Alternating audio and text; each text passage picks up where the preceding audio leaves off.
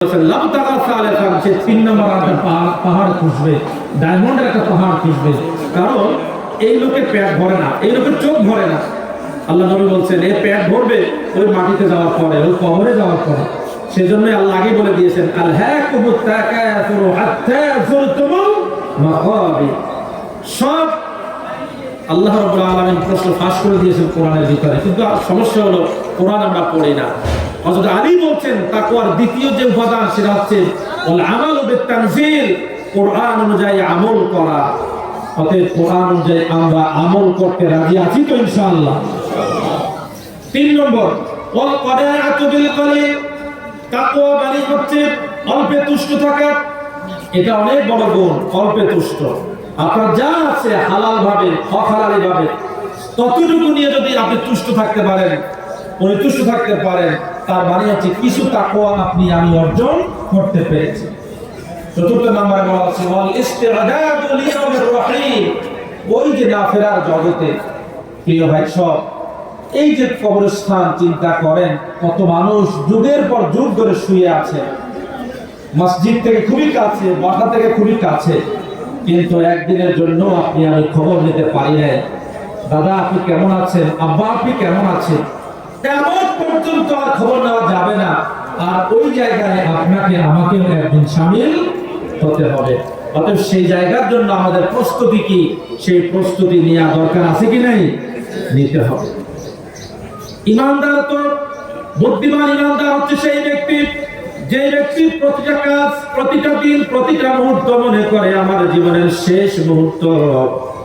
আমরা যদি মনে করতে পারি এই রোজা হচ্ছে আমার জীবনের শেষ রোজা, আমি যদি মনে করি এই দিনটা হচ্ছে আমার জীবনের শেষ দিন, আমার জীবনের শেষ সালাত হচ্ছে এই ওয়াক্তের নামাজ, এটা মনে করে যদি আমি নামাজ আদায় করতে পারি, এটা মনে করে যদি এই সিয়াম যদি পালন করতে পারি, আমার এই ইবাদত বন্দেগী গুলো হবে এক রকমের।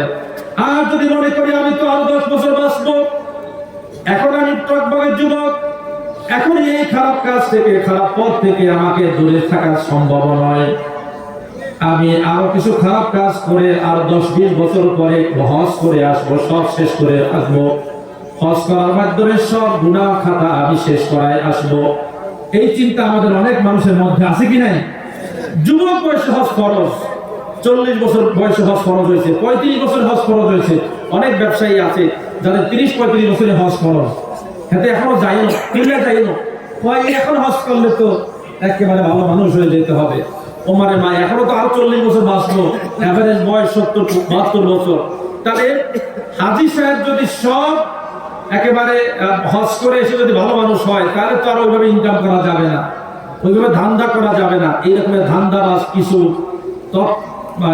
মুসলমান, কিছু মুমিন নামতে আসছে আমাদের সমাজে আছে কি নাই? কিন্তু এই যুবক চিন্তা করে নাই, তোমার আগেও তোমার থেকে কম বয়সী কিছু মানুষ দুনিয়া থেকে বিদায় নিয়েছে।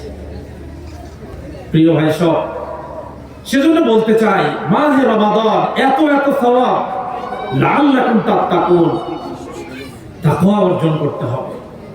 হযরতে ওমর রাদিয়াল্লাহু তাআলা আনহুকে একবার উবাই ইবনে কাব রাদিয়াল্লাহু আনহুকে জিজ্ঞেস করলেন, ভাই তাকওয়া বলতে কি বোঝায়? উবাই ইবনে কাব বললেন, আপনি দ্বিতীয় খলিফা, জান্নাতি একজন মানুষ যার সুসংবাদ জীবদ্দশায় পেয়ে গেছেন, আপনি আমাকে জিজ্ঞেস করছেন তাকওয়া বলতে কি বোঝায়? হযরতে ওমর বললেন, আমি তোমার কাছ থেকে জানতে চাই। এবারে উবাই ইবনে কাব বললেন, সাইয়েদনা ওমর, আপনি কি কখনো এমন কোন সরু পথ দিয়ে চলছেন কিনা যেই পথের ডান দিকে আছে কাঁটা, বাম দিকে আছে কাঁটা, এমন সরু পথ? আপনি যদি একটু ডান দিকে হেলে যান, শরীরের ভিতরে কাঁটা বিদ্ধ হবে, জামা পাঞ্জাবির ভিতরে কাঁটা বিদ্ধ হবে। বাম দিকে যদি আপনি একটু হেলে যান, তাহলে আপনার শরীরে কাঁটা বিদ্ধ হবে। এমন একটি সরু পথ দিয়ে, ন্যারো পথ দিয়ে আপনি কেমনে চলবেন? সাইয়েদনা ওমর বললেন, এমন ভাবে আমি চলবো, কাপড় চাপড় আটসাৎ করে খুব সতর্কতার সাথে সন্তর্পণে আমি চলবো, যাতে করে ডান দিকে বাম দিকে যেন কাত হয়ে না যায়।